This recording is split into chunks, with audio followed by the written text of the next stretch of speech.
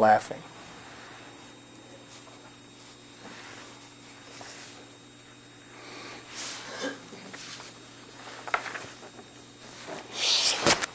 Service. Proper service. This is part of being intimate. The service that we really give from our heart. Service that we give from our heart and then, receive tremendously. I'm a servant.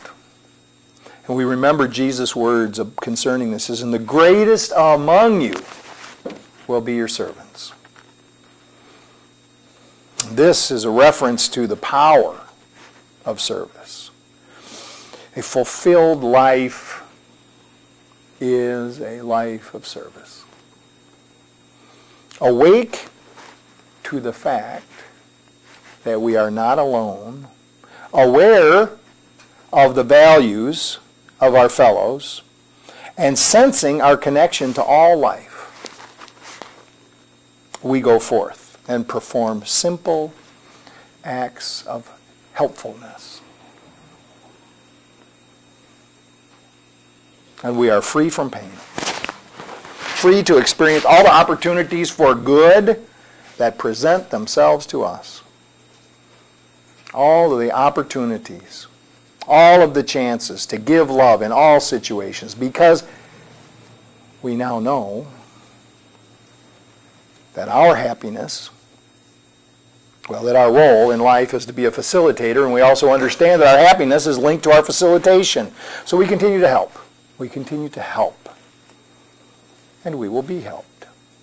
As we extend ourselves to life, we will be extended to. And as we love, we will be loved. And actually, this love is always present.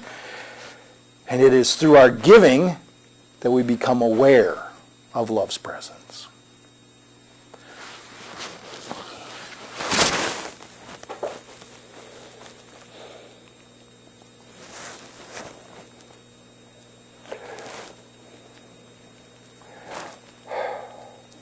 I had a couple stories I was going to tell, and then I realized that they might not be appropriate. I have stories that aren't appropriate.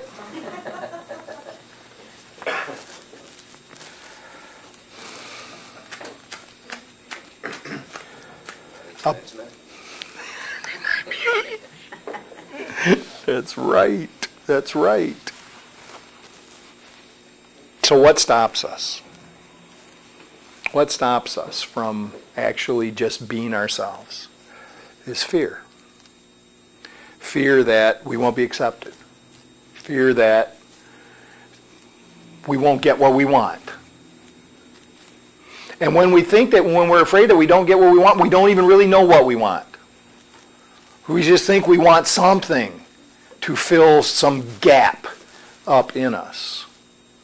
And I was told many years ago that it actually is the character defect of greed, that this empty hole inside that can't be filled. It seems and that's the definition of greed is that no matter what we get, it's not enough. And so we keep going out into life and grabbing and grasping at experiences. And by the way, that's what the illusions were talked about in the meditation, and trying to stuff these experiences into this hole, and then trying to take people and make them fit in there, and once in, not let them go, and still not satisfied.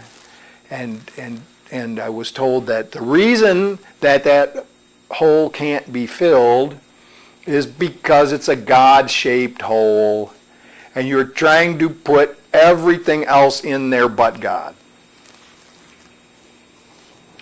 And what I want to suggest is that when we are truly intimate, when we share from our heart, we receive that which we receive from the heart of others, that which actually is the essence of God.